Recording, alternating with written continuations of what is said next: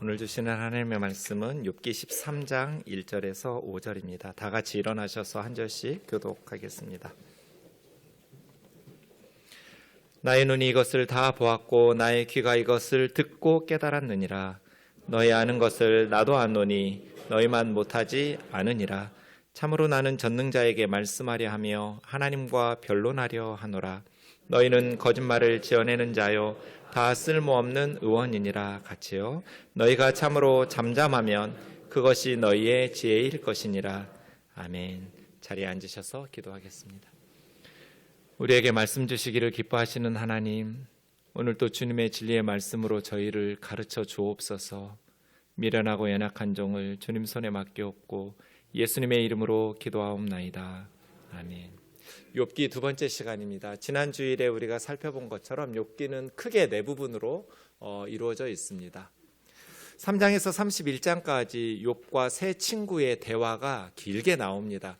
욥기 전체 분량의 70%에 해당하는 긴 내용입니다. 짧은 성경 몇 권을 쓸 수 있는 그러한 분량입니다. 자세히 보면 세 세트의 욥과 친구들의 대화가 나옵니다. 엘리바스, 빌닷, 소발, 이 세 친구가 욥과 대화하면서 특이한 것은 세 번째는 소발의 권면은 나오지 않는다는 것입니다. 오늘 13장은 소발에 대한 욥의 첫 번째 대답 부분인데 사실은 첫 번째 세트를 마무리하면서 소발만의 대답이 아니라 엘리바스와 빌닷, 소발 세 친구 모두에게 결론적으로 첫 번째 결론을 마무리 지으면서 욥이 대답하는 부분이라고 말할 수 있습니다. 욥기를 읽으면 왜 하나님께서 이렇게 길게 욥의 세 친구들과 욥의 대화를 기록하셨을까?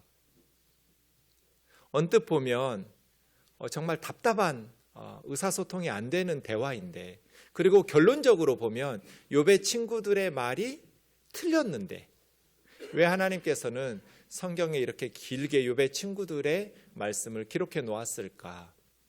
그런 질문이 듭니다. 세 번 반복해서 욥에게 권면하고 충고하지만 내용의 변화는 없습니다. 욥의 친구들은 세 번 다 전혀 생각이 변하지 않았기 때문에 친구들의 내용도 변하지 않습니다. 표현은 좀 변합니다. 뒤로 갈수록 더 직설적이고 공격적입니다. 처음에는 친구 욥을 위로하면서 설득적으로 권면합니다. 그런데 욥이 자기들의 조언을 받아들이지 않자 뒤로 갈수록 표현은 더 격해지고 공격적이고 직선적으로 변하게 됩니다. 욥의 친구들이 절대로 하지 않는 게 두 가지가 있습니다. 한 번도 하지 않습니다. 어쩜 이럴 수가 있지 싶을 만큼. 첫 번째는 기도를 안 합니다. 욥은 기도하는데 친구들은 하나님께 기도했다는 표현이 없습니다. 두 번째는 친구 욥을 위로하지 않습니다. 공감하려고 하지 않아요.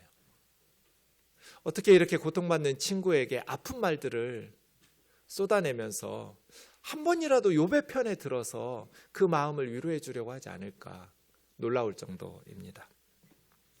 반면에 욥은 내용이 변합니다. 물론 욥은 지금 엄청난 고통을 받고 있기 때문에 표현이 거칠 수밖에 없습니다. 그리고 표현이 논리적이지도 않습니다. 왔다 갔다 합니다. 이 상황에서 어떻게 논리 정연한 말을 예쁜 표현으로 다 말할 수 있겠어요? 마음이 힘들기 때문에 욥은 거친 표현으로, 또 욥의 내용들은 논리적으로 불안정합니다. 하지만 뒤로 갈수록 욥은 변합니다. 처음에는 욥은 죽음을 사모하고 죽은 사람들을 부러워합니다.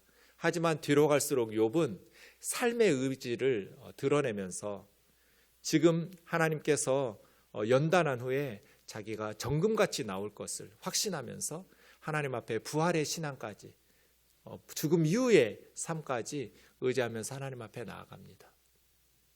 그래서 두 가지 의미가 있는 것 같습니다. 왜 이렇게 욥의 세 친구들과 욥의 대화를 하나님께서 성경에 길게 기록하셨을까? 첫 번째는 너희는 절대로 욥의 친구들처럼 하지 말라. 이것은 흔히 우리 하나님의 백성들이 범할 수 있는 실수이기 때문입니다. 하나님의 자녀들이 저지를 수 있는, 흔히 지을 수 있는 죄이기 때문에 너희는 절대로 고난당하는 하나님의 자녀들에게 욥의 친구들처럼 해서는 안 된다. 하나님께서 자세히 기록하면서 우리에게 교훈하고 있는 것 같습니다. 두 번째는 어떤 과정을 통해서 욥이 귀로 듣는 신앙에서 눈으로 보는 신앙으로 변화되는지를 보여줍니다. 친구들과의 대화를 통해서 욥은 변합니다. 생각이 변해요. 그러면서 결국 하나님을 만납니다. 그렇게 친구들과 대화하면서 하나님을 만날 준비를 한 것이죠. 그러면서 욥은 전혀 다른 무대로 옮겨집니다. 이전에는 새 친구들과 동일한 신앙의 무대에서 살았습니다. 그것이 옳다고 생각하면서 귀로 들으면서 살았던 신앙인이었습니다. 하지만 삶의 울타리가 다 벗어지고 극한의 상황에 처해지자 욥은 이전에는 하지 못했던 생각들을 하면서 하나님께서 그를 전혀 다른 신앙의 무대 위에 올리는, 귀로 들었던 신앙인이 눈으로 보게 되는 영적인 변화를 겪게 됩니다. 이 친구들과의 대화를 통해서 우리는 다음 주일에 욥이 어떻게 변화되어져 갔는지를 살펴보게 될 것입니다.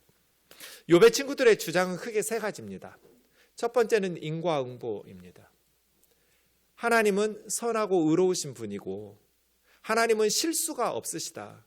인간 재판장은 실수할 수도 있지만 하나님께서는 완전하신 분이기 때문에, 그리고 하나님께서는 의로우신 분이기 때문에 실수 없는 판결을 내리신다. 하나님의 말씀에 순종하면서 선하게 사는 사람들에게는 복을 주시고 하나님의 말씀에 불순종하면서 악하게 사는 사람들은 벌을 내리신다.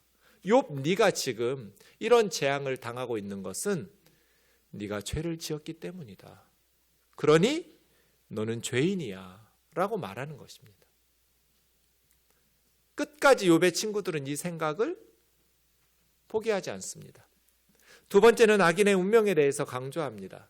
악인의 종말은 비극이다고, 악인의 미래에는 희망이 없다고, 악인은 반드시 멸망한다고 경고합니다. 그래서 세 번째 욥에게 회개를 촉구합니다. 네 죄를 인정하고 회개해야 하나님께서 네 질병을 고쳐주시고 너희 가정을 회복시켜 주신다. 이렇게 욥의 친구들은 욥에게 회개하도록 요구합니다. 욥에게는 맞지 않는 거였습니다. 첫 번째 사람, 지난주일에 우리가 살펴본 것처럼 엘리바스는 아마 세 친구 중에 가장 연장자였던 것 같습니다. 그리고 엘리바스는 경험이 많은 연장자답게 자신의 영적 체험을 설득의 근거로 삼습니다. 생각하여 보라, 죄 없이 망한 자가 누구인가? 정직한 자의 끊어짐이 어디 있는가? 내가 보건대 악을 밭갈고 독을 뿌리는 자는 그대로 거두노니. 내가 보건대, 이런 게 이제 연장자들, 나 때는 말이야 하면서 자기 경험을 근거로 해서 말해요. 심은 대로 거두는 거야. 악을 뿌렸으니까 씨앗이 악과 독이기 때문에 이런 재앙과 벌을 열매로 거두는 거지. 생각해보라, 죄 없이 망한 자가 누구인가? 인과응보죠. 네가 이렇게 망한 것은 너의 죄 때문이야. 그러니 네 죄를 하나님 앞에 회개하고 하나님 앞에 구해라. 그럼 하나님께서 너를 회복시켜 주실 거다. 이게 엘리바스의 주장입니다. 이 친구들의 문제는 뭐예요? 하나님을 자기들이 정해놓은 교리라는 틀 속에 집어넣은 거예요. 하나님은 인간들이 믿고 있는 교리를 뛰어넘은 자유자이세요. 하나님은 어떤 교리에 얽매여서 행하시는 분이 아니에요. 인과응보의 교리는 맞는 말이에요. 성경에서 하나님께서 가르쳐 주신 신명기적 진리예요. 하지만 그 하나의 법칙과 교리로 모든 사람의 모든 사건을 다 해석할 수 없어요. 이 인과응보의 교리가 모든 사람에게 적용되려면 한 가지 전제 조건이 있어야 돼요. 이 땅의 모든 사람들이 다 죄짓지 않고 바르게 산다는 전제 조건이요. 운전을 한다면 모든 운전자들이 다 운전 법규, 교통 법규를 지켜가면서 안전하게 운전한다면 내가 잘못할 때 내가 벌 받는 거예요. 사고가 나겠죠. 모든 운전자가 다 한 사람도 잘못이 없이 바르게 운전하고 간다는 전제 조건이 있다면 내가 잘못해서 사고가 나요. 그러나 세상은 그렇지 않아요. 나는 아무리 신호를 지키고 교통 법규를 잘 준수하면서 안전하게 운전한다 해도 술 취한 음주 운전자가 차를 몰고 중앙선을 넘어서 내 차를 밟으면 나도 죽을 수 있어요. 인과응보의 교리가 성립이 되려면, 이것이 모든 사람에게 적용되려면 세상 모든 사람이 다 죄를 짓지 않고 이 세상에 죄가 없다고 해야 돼요. 세상 사람들이 다 죄 짓지 않고 살아요. 바르게. 그러면 욥이 죄 지은 만큼 벌 받겠죠. 그런데 이 세상은 그렇지 않아요. 갈대아 사람들이 쳐들어와서 종들 죽이고 짐승들 빼앗아 갔어요. 스바 사람들이 무기와 군대를 끌고 쳐들어와서 욥의 종들을 다 죽이고 욥의 동물들을, 짐승들을 다 빼앗아 갔어요. 거기에 무슨 욥의 죄가 있을까요? 그래서 엘리바스가 말한 것처럼 죄 없이 망한 자가 누구인가? 정말 죄 없이 망한 사람이 없어요? 지난주일에 말씀드린 것처럼 아벨은 무슨 죄가 있어서 형 가인에게 맞아 죽었을까요? 하나님 앞에 바른 예배를 드린 것밖에 없어요. 아벨이 그렇게 형에게 맞아 죽어야 될 만큼 큰 죄를 지었나요? 다윗 왕에게 아내를 빼앗기고 전쟁터에서 그렇게 부대원들과 함께 억울하게 죽임을 당한 우리아는 무슨 죄가 있어서 아내를 빼앗기고 그렇게 전쟁을 포장한 살인의 다윗의 범죄에 걸려들어서 죽임을 당해야 했을까요? 우리아는 그렇게 죽을 만한 죄가 없어요. 다윗이 죄 지은 거예요. 나는 하나님의 말씀에 순종해서 군인답게, 하나님의 백성답게 반듯하게 신앙의 지조를 지켜가면서 바르게 살아도 다윗과 같은 악한 상관을 만나면 아내를 빼앗기고 죽임을 당하기도 해요. 스데반 집사님은 무슨 죄가 있어서 돌에 맞아 죽었을까요? 수많은 우리 믿음의 선배들은 무슨 죄가 있어서 그렇게 순교를 당했고, 세례 요한은 무슨 죄가 있어서 헤로드 왕의 생일 잔치에 딸이 춤추니까 술 취해서 맹세해서 선물 요구할 때 참수를 당해서 쟁반에 목이 담겨져서 그 여자아이에게 세례 요한의 목이 전달되어야 했을까요? 왜 그렇게 비극적으로 삶을 세례 요한은 마무리해야 됐을까요? 그에게 무슨 죄가 있어서 그런 비참한 일을 경험해야 했을까요? 생각하여 보라고 해서 죄 없이 망한 자가 누구인가라고 질문을 했는데 생각해 보니 엄청 많아요. 자기의 경험을 가지고 모든 사람에게 모든 사건들을 적용해 가면서 해석하려고 하는, 이것은 하나님에게도 사람들에게도 도움이 되지 않아요. 빌닷이라는 사람은 세 친구와 비교해 볼 때 다른 두 친구보다 더 직설적입니다. 말 시작하자마자 언제까지 이런 말을 하겠으며 어느 때까지 내 입의 말이 거센 바람과 같겠는가. 욥의 말을 꼬투리 잡으면서 욥이 거센 바람같이 아무 도움도 되지 않는, 모든 것을 파괴하는 언사를 쏟아내고 있다고 비판하면서 옛 시대 사람에게 물으며 조상들이 터득한 일을 배울지니라. 이렇게 빌닷이라는 사람은 옛 선인들의 가르침에 의지해서 설득하려고 합니다. 하나님이 어찌 정의를 굽게 하시겠으며 전능하신 이가 어찌 공의를 굽게 하시겠는가. 하나님은 실수가 없으신 분이야 라고 하면서 빌닷은 해서는 안 될 말을 합니다. 8장 4절에 보면 내 자녀들이 주께 죄를 지었으므로 주께서 그들을 그 죄에 버려두셨나니. 이게 무슨 말이에요? 네 7명의 아들과 3명의 딸들도 하나님 앞에 죄를 지어서 죽은 거란 말이에요. 어쩌면 자식을 잃은 아버지에게 이런 말을 해요. 친구라는 사람이. 욥은 죽은 아이들만 생각하면 숨이 막힐 지경이고 숨이 안 쉬어졌을 텐데 어쩌면 네 아이들이 하나님 앞에 죄를 지었기 때문에 죽었다는 말을 해요. 네가 만일 하나님을 찾으며 전능하신 이에게 간구하고 청결하고 정직하면 반드시 너를 돌보시고 내 의로운 처소를 평안하게 하실 것이라. 내 시작은 미약하였으나 내 나중은 심히 창대하리라.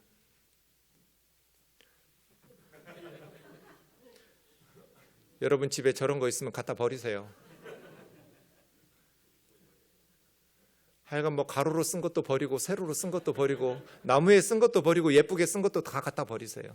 저는 한 번도 저 액자를 선물한 적이 없어요. 저 빌다시 한 말이에요. 네 자식들이 죄를 지어서 죽었다고 한 다음에 한 말이라고요.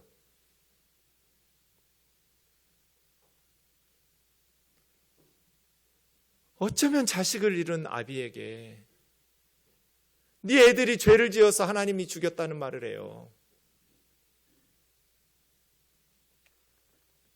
채찍을 그렇게 휘두르고 당근처럼 네가 하나님 앞에 기도하면서 하나님을 찾으면 깨끗하게 정직하게 청결하게 네가 너 자신을 그렇게 만들면 하나님께서 반드시 너를 돌보실 거야. 너를 고쳐주실 것이고 네 가정을 회복시켜 주실 거야. 네 시작은 미약하였으나 나중은 심히 창대해질 거야. 이게 도대체 하나님의 사람들이 할 수 있는 말이에요?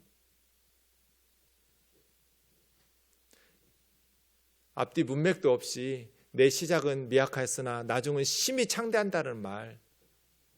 차라리 저 액자 붙이려면 네 자녀들이 주께 죄를 지었으므로 주께서 걔들 죽게 하셨다는 말씀하고 같이 써붙여요. 아니면 적어도 하나님을 찾으며 전능하신 이에게 구하고 청결하고 정직하면 네 시작은 미약하였으나 나중은 심히 창대하리라고 하든지. 여러분 근데 빌닷이 특별히 악한 사람이라서 저렇게 말을 독하게 한 게 아니에요. 빌닷은 왜 이렇게까지 심한 말을 친구에게 욥에게 이렇게 고통받고 있는 친구에게 말했을까요? 지금 욥의 말이 하나님 앞에 너무 오만하다고 생각한 거예요. 불경건해요. 욥이 어떻게 예쁘게 말할 수 있겠어요? 그러니까 빌닷이 생각할 때는 욥의 입을 막아야 돼요. 가장 아픈 부분 자식이잖아요. 정밀 타격하면서 욥의 가장 아픈 부분을 훅 찔러가지고 욥에게 기선제 앞에서 입을 닫고 회개해라. 그러면 네 나중은 심히 창대해질 거야. 하나님께서 너를 고쳐주실 거고 너희 가정을 회복시켜 주실 거야 라고 생각한 거예요. 우리 이럴 때 많잖아요. 아파하는 줄 알면서 가장 아플 부분 훅 찔러가면서 기선제압 해가지고 내가 생각하는 대로 설득하려고 내가 원하는 것을 얻어내려고 이렇게 심한 말들 쏟아낼 때 없나요? 어떻게 이런 말을 해요? 어떻게 자식을 잃은 부모들에게 그렇게 함부로 말해요? 소발이라는 사람은 하나님의 지혜의 오묘함을 의지하면서 설득하려 합니다. 욥에게 말이 많다고 책망하면서 그의 말을 시작합니다. 말이 많으니 어찌 대답이 없으랴.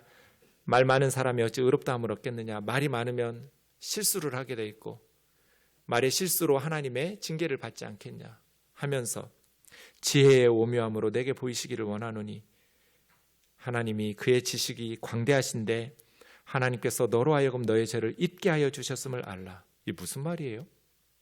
하나님께서 너의 죄를 기억나지 않도록 잊게 해주셔서 네가 지금 기억나지 않으니까 그렇지. 하나님께서 네가 저지른 죄를 다 기억나게 하시면 그렇게 하나님 앞에서 의롭다고 말하지 못할 거야. 개역 한글 성경은 이 부분을 하나님의 벌하심이 내 죄보다 경하니라 이렇게 번역했었어요. 그렇게 번역도 가능해요. 네가 지금 받고 있는 벌은 네가 저지른 죄에 비하면 가벼워. 무슨 벌을 얼마나 더 받아야 돼요, 욥이?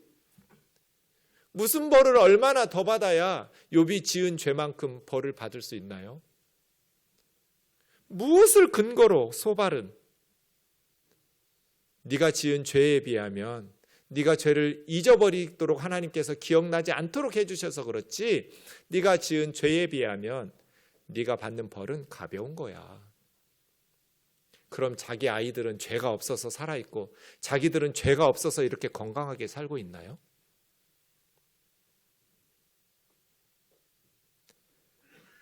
6장 25절에서 욥이 친구들에게 이렇게 말해요. 옳은 말이 어찌 그리 고통스러운고.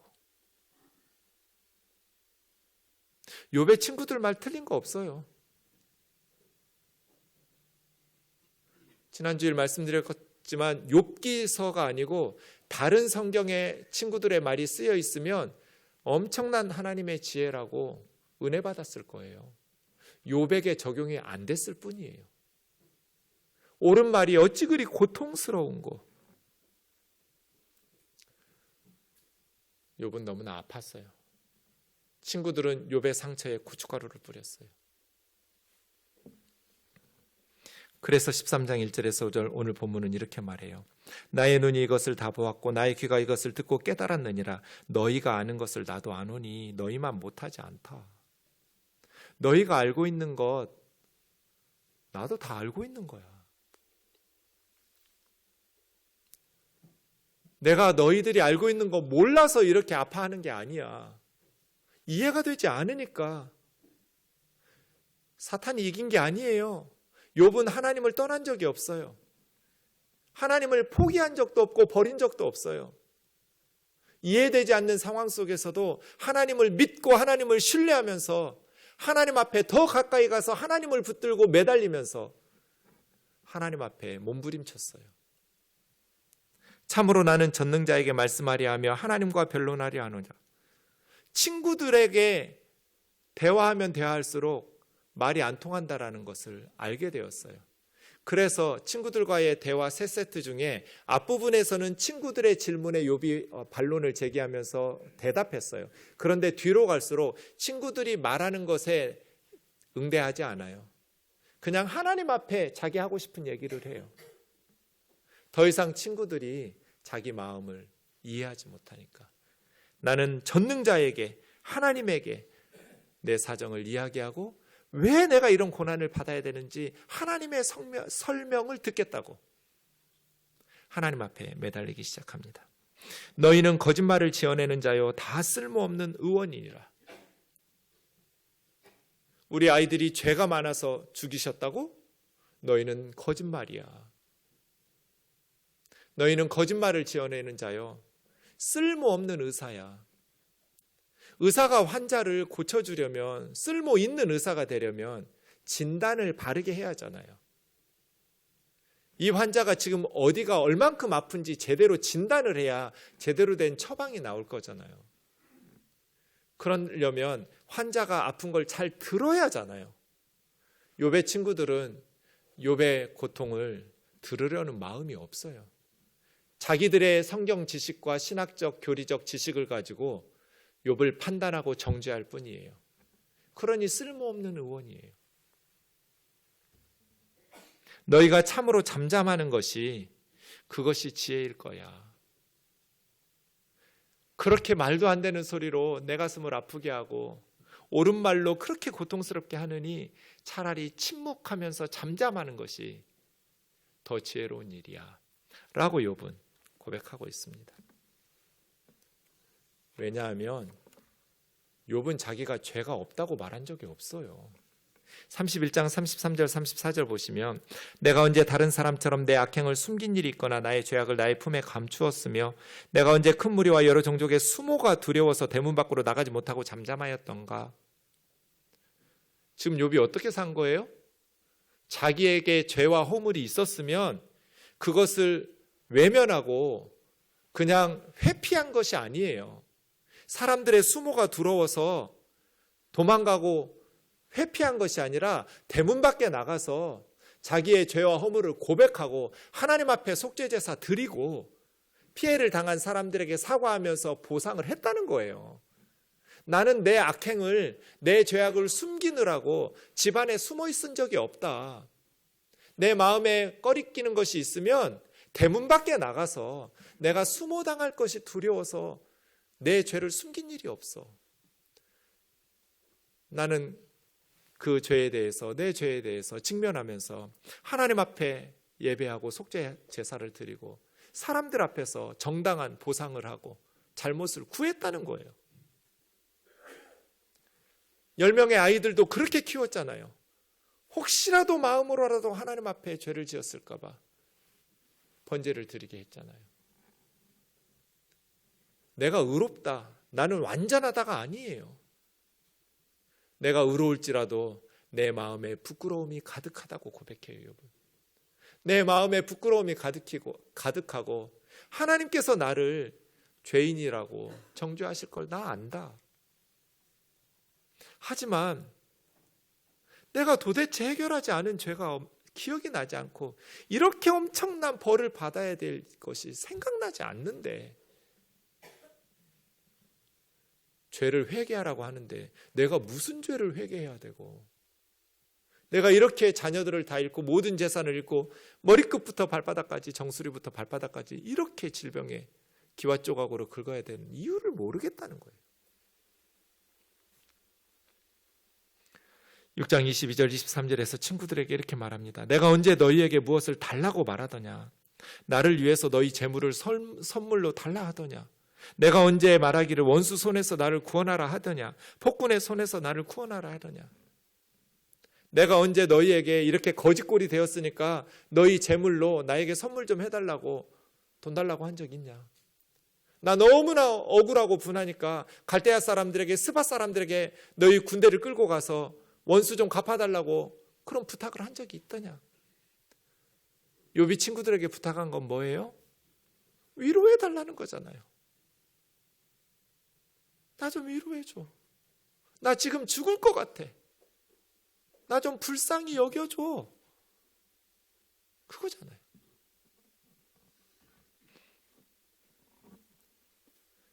그런데 왜 친구들은 욥을 그렇게 아프게 했을까요? 두 가지가 결여되었어요. 첫 번째는 욥을 신뢰하지 못했어요. 욥을 믿지 못한 거예요. 저렇게 내 친구가 하나님을 불평하고 원망하다가 하나님에게서 멀어져 버리고 회개하지 않으면 영원히 내 친구 욥은 지옥에 가고 하나님의 재앙을, 악인의 파국을 맞이하게 될 텐데. 그런데 욥의 대답은 뭐예요? 너희가 알고 있는 거 나도 알아. 나도 너희만 못하지 않아. 너희가 알고 있는 것 나도 알아. 너희가 믿고 있는 하나님 나도 믿어. 그러니까 힘든 거야. 그러니까 이해가 되지 않고 괴로운 거야. 하나님이 없다면 뭐 우연히 이렇게 불행이 겹쳐서 찾아왔다고 말할 수 있지만 내가 하나님을 믿기 때문에, 이것이 첫 번째예요. 친구들은 욥을 신뢰하지를 못하고 믿어주지를 않았어요. 그러니까 계속 꾸중만 하는 거예요. 두 번째, 친구들은 욥의 마음을 이해하지 못하고 공감하지 못했어요. 그래서 위로하려고 하지 않았어요.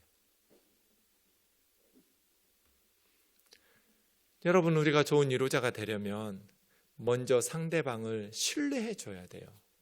좋은 부모가 되려면 아이들을 믿어줘야 돼요. 그 아이도 믿지 못하고 그 아이를 세상에 보내신 하나님도 신뢰하지 못하니까, 불안하니까 말이 세지는 거예요. 우리 아이가 4살 때인가 어렸을 때인데 어느 날 아내가 저에게 예방주사 좀 병원에 가서 맞춰오래요. 주사 맞기 좋아하는 사람 어디 있어요? 근데 예방주사를 어린 아이들은 많이 맞아야 하잖아요. 근데 제일 아픈 주사예요. 불주사라고 하는. 제가 아이들에게 아빠랑 밖에 나가자고 그랬어요. 놀러 가는 줄 알고 신나게 따라 나섰어요. 아빠 근데 어디가? 병원에 가. 주사 맞으러 가. 세상의 모든 아이들이 다 맞아야 돼. 그렇지 않으면 더 많이 아프고 죽을 수도 있어. 아빠도 그래서 어렸을 때 다 맞았어. 근데 이 주사가 제일 아픈 주사래. 아프면 울어도 돼. 아빠도 기억은 안 나는데 그 주사 맞고 엉엉 울었을 거야.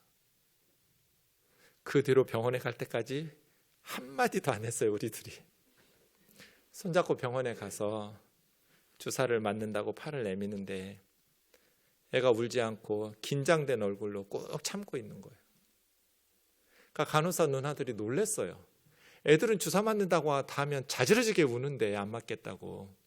얘는 그냥 순순히 팔을 내밀고 울음을 꾹 참고 주사를 맞으니까 처음 본다고, 너무 예쁘다고 막 칭찬을 해주면서 큰 주사기 바늘, 그 바늘 빼고 주사기 여러 개 주면서 물총놀이 하라고 선물로 줬어요. 믿어주는 거, 신뢰하는 거, 그래서 존중하고 설명해주고, 어린애 취급하고 싸워가고 욕하고 강제로 끌고 울고 불고, 그건 지혜로운 게 아니에요. 욥을 좀 믿어줬더라면, 아픈데 어떻게 고운 말만 나가요? 하나님 앞에 불평하고 원망의 말들이 나올 수도 있지요. 그런데도 불구하고 어쨌든 하나님 앞에서 몸부림치고 있잖아요, 친구가. 그럼 좀 기다려줄 수 있고 못 들은 척 해줄 수 없었을까? 욥에게 그렇게 네 자식들이 죄져서 죽은 거야? 이런 말 좀 안 했으면, 네가 받는 벌은 네가 지은 죄에 비해서 가벼운 거야. 생각해봐, 죄 없이 망한 사람이 누구인지. 이런 말을 안 했으면 차라리 침묵했더라면. 2장 11절부터 처음에 7일 동안, 밤낮 7일 동안 욥을 위로하고 위문하려고 와서 함께 울면서 아무 말도 안 하고 욥의 곁을 지켜주었던 것처럼 했더라면 얼마나 좋았을까 싶습니다. 여러분, 지금까지 살면서 가장 후회되는 말이 무엇인가요? 저는 27년 전에 했던 말이에요. 저희 누나가 아이가 2살, 3살, 5살이었어요. 근데 누나의 남편 매형이 위암에 걸렸어요. 호주에서 박사과정 중에.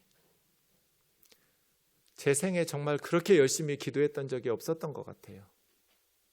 하나님께서 더 크게 쓰시려고 목사님이셨거든요. 이런 시련을 주신다고 생각했어요.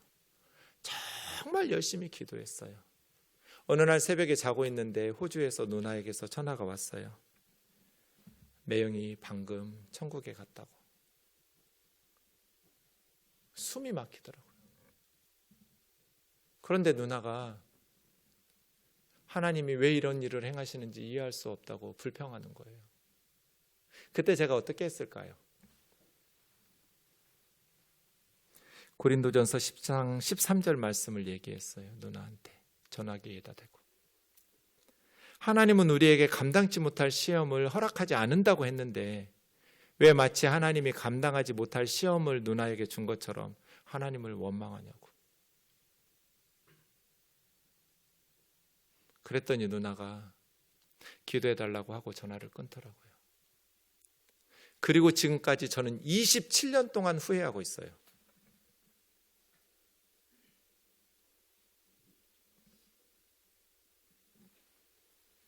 하나님께서 저에게 잘했다, 내 편 들어줘서 그랬을까요? 한숨 푹 쉬셨을 거예요. 아이고, 이 한심한 놈아. 네가 지금 남편 일은 네 누나한테 그게 할 소리냐?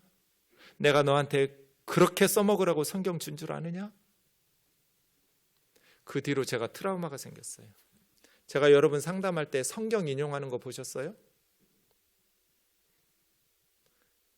성경 인용해 가면서 저 설득하지 않아요. 옳은 말이 어찌 그리 고통스러운고. 하나님의 말씀이니까 옳겠죠. 근데 때와 장소가 있잖아요. 어쩌면 2살, 3살, 5살 아이들 데리고 혼자 살아가야 될 누나한테 하나님 불평한다고 성경 들이대면서 그 입을 막냔 말이에요. 어떻게 우리는 좋은 위로자가 될 수 있을까요?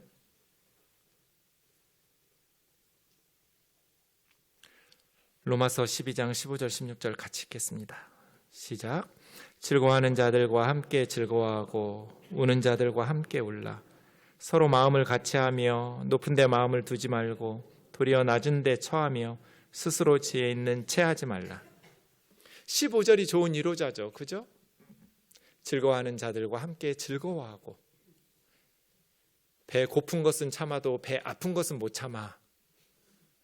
그건 어리석은 하나님의 백성들이 할 일이 아니에요. 즐거워하는 자들과 함께 즐거워하고 우는 자들과 뭐 하라고요? 함께 울라. 그런데 15절을 하시려면 즐거워하는 자들과 함께 즐거워하고 우는 자들과 함께 우는 좋은 위로자가 되려면 16절을 해야 돼요. 16절이 돼야 15절이 가능해져요. 3가지예요. 첫 번째, 서로 마음을 같이하며. 욥의 친구들이 부족했던 게 이거잖아요. 지식이 부족했거나 옛 선인들의 지혜가 부족했거나 자기의 영적 체험이 부족한 것이 아니라 고통당하고 있는 친구 욥과 같은 마음을 가지려는 노력이 부족했어요. 마음이 같아야 위로가 되죠.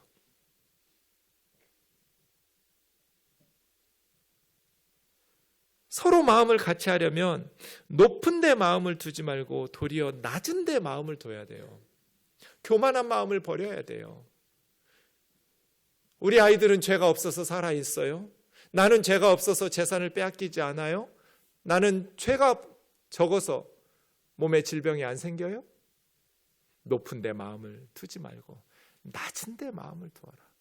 그리고 3번째, 스스로 지혜 있는 체 하지 마라. 아는 척 하지 마라. 겪어보지 않으면 모르는 거예요. 뭘 알아요? 겪어보지도 않고. 주중에 최근에 남편을 잃은 권사님 만나서 대화하는데 남편 잃고 나서 너무 힘든 거예요. 겪어보기 전에는 몰랐어요. 그런데 교회 오면 위로가 안 되고 도움이 안 되는 말들만 하는 거예요. 천국에 갔으니까 힘내라는 게 그게 위로가 돼요? 제주도 간 거 아니잖아요, 남편이. 제주도 가면 돌아오겠지만 천국에 가면 이제 영혼이 내 곁에 없어요. 내가 죽을 때까지 나는 지옥을 살아야 되는데 천국에 갔으니 위로가 되고 다시 만날 소망으로 그게 무슨 위로가 돼요? 내가 겪어보지 않은 건 모르는 거예요. 마음을 같이 지혜 있는 체 하지 마라. 아는 척 하지 마라. 다 아는 것처럼 성경 인용해 가면서 사람들 숨막히게 하지 마라. 그냥 잠잠한 것이 너희의 지혜이니라. 침묵 속에서 잠잠할 때가 오히려 도움이 될 때가 있습니다. 만일 내가 인생을 다시 산다면이라는 책이 있습니다. 김혜남 선생님이 썼는데 이분은 정신과 의사입니다. 여성인데요. 23년 전에 43살 때 파킨슨 진단을 받았습니다. 이 파킨슨이라는 병이 어떻게 진행될지 자기가 정신과 의사고 자기 환자들이 파킨슨 환자들이기 때문에 너무나 잘 알아요. 파킨슨에 걸리면 보통 15년 지나면 죽어요. 15년 지나서 살아있다 해도 심각한 장애를 입고 살아요. 도파민 분비하는 신경세포 80%가 죽었어요. 도파민을 분비하는 자기 신경세포가 이제 20%밖에 남지 않았어요. 정신과 의사인데도 몰랐어요. 내가 뭘 그렇게 잘못했단 말인가? 너무 억울하고 세상이 원망스러웠으며 내 인생은 끝났다고 절망했다. 그래서 아무것도 못하고 침대에 누워 천장만 바라보았다. 차라리 이대로 죽어버리는 것이 낫겠다는 생각이 들었다. 그러다가 어느 날 이런 생각을 했어요. 왜 내가 오지도 않은 미래 때문에 지금 현재까지 망치고 있지? 아직 나는 파킨슨이라는 진단받기 전하고 후하고 차이가 없는데, 내 몸의 이상을 아직 느끼지 못하는데, 미래에 다가올 그 미래 때문에, 아직 나에게 오지도 않은 미래 때문에 지금 오늘 현재까지 내가 왜 망치고 있냐. 언젠가 그날이 찾아오겠지만 오늘 하루하루 열심히 살자 생각을 바꿔먹었어요. 그러면서 자기가 하고 싶었던 것 쭉 기록해 보았어요. 그 중에 하나가 책 한 권 쓰는 거였는데 지금까지 10권의 책을 썼어요. 그 책들은 다 전 세계의 수백만 명의 독자들에게, 고통받는 자들에게 큰 격려와 위로가 되었어요. 이제는 더 이상 책을 쓸 수 없는 건강이지만 그 10권의 보석 같은 책들을 남겼고, 스마트폰으로 그림을 그리면서 또 그 그림책에 책으로 만들었어요. 그 그림과 글들이 많은 사람들의 마음을 따뜻하게 해주었어요. 책에 이렇게 써놨어요. 아무리 착하게 살아도 불행이 찾아올 때가 있다. 그것을 피할 수 있는 방법은 없다. 아무리 착하게 살아도 불행이 찾아올 때가 있는데 그것을 피할 수 있는 방법은 없다. 하지만 그 이후의 시간은 어떻게 보낼 것인지 내가 어떻게 마음 먹느냐에 따라 달려있다. 이분은 보통 치료 효과가 3년 있는 약, 3년 이후에는 그 약이 효과가 없어서 그 다음 단계의 약을 먹어야 되는데 그 첫 번째 약을 12년 동안 효과를 보면서 사용했어요. 13년째 두 번째 약, 그 다음 단계로 넘어갔어요. 그리고 지금까지 23년 동안 살고 있어요. 사랑하는 자매 형제 여러분, 우리가 당하는 고난이 다 이해가 되나요? 착하게 살면 불행이 찾아오지 않나요? 그렇지 않습니다. 오늘 추수감사 주일입니다. 제가 늘 말씀드리지만 모든 일에 있어서 제일 중요한 준비는 마음을 준비하는 것이고, 그건 예배에도 다르지 않습니다. 예배를 위해서 가장 좋은 중요한 준비는 마음을 준비하는 겁니다. 추수감사절 예배를 준비하면서 어떻게 내 마음을 준비해야 될까 기도 중에 제가 한 가지 회개하면서 행동으로 옮긴 게 있습니다. 제가 아는 한 형제가 너무나 억울한 일을 당하고 너무나 많은 일들이 겹치면서 목숨을 끊으려고 스스로 약을 먹었습니다. 그런데 살아남았어요. 그런데 몇 달 동안 깨어나지 못하고 누워있다가 기적적으로 의식이 돌아왔어요. 지금도 힘겨운 장애 가운데 병원에서 회복하고 있는, 재활하고 있는 중입니다. 그 형제를 찾아봐야겠다. 올해 추수감사 예배에 내 마음의 준비는 거기 가서 해야겠다라고 생각했어요. 그래서 어제 병원에 찾아가서 형제를 만났습니다. 집사가 아무리 힘들고 억울해도 말씀과 기도로 믿음으로 열심히 살아내야 되는데 살아내지 못하고 스스로 목숨을 끊으려고 약을 먹고 초라한 모습으로 목사를 맞이하니 얼마나 가슴이 아팠겠어요. 저를 보고 끝없이 울었어요. 그래 제가 안아줬어요. 괜찮다고. 나도 죽고 싶을 때 있다고. 괜찮다고. 이제부터 열심히 잘 살면 된다고. 여러분, 우리는 다 바르게 사나요? 우리 아이들 우리 마음대로 되던가요? 우리 인생이 우리 생각대로 되던가요? 욥의 친구들처럼 함부로 말하지 않기를. 소설가이면서 시인인 한강 자매의 괜찮아라는 시 읽고 마치겠습니다. 태어나 2달이 되었을 때 아이는 저녁마다 울었다. 배고파서도 아니고 어디가 아파서도 아니고 아무 이유 없이 해질녘부터 밤까지 꼬박 3시간. 거품 같은 아이가 꺼져버릴까봐 나는 2팔로 껴안고 집안을 수없이 돌며 물었다. 왜 그래? 왜 그래? 왜 그래? 내 눈물이 떨어져 아이의 눈물에 섞이기도 했다. 그러던 어느 날 문득 말해봤다. 누가 가르쳐준 것도 아닌데 괜찮아, 괜찮아, 이제 괜찮아.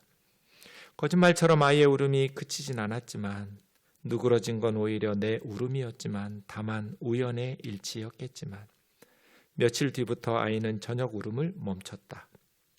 30 넘어서야 그렇게 알았다. 내 안에 당신이 흐느낄 때 어떻게 해야 하는지. 울부짖는 아이의 얼굴을 들여다보듯 짜디짠 거품 같은 눈물을 향해 괜찮아. 왜 그래가 아니라 괜찮아. 이제 괜찮아. 찬양하겠습니다.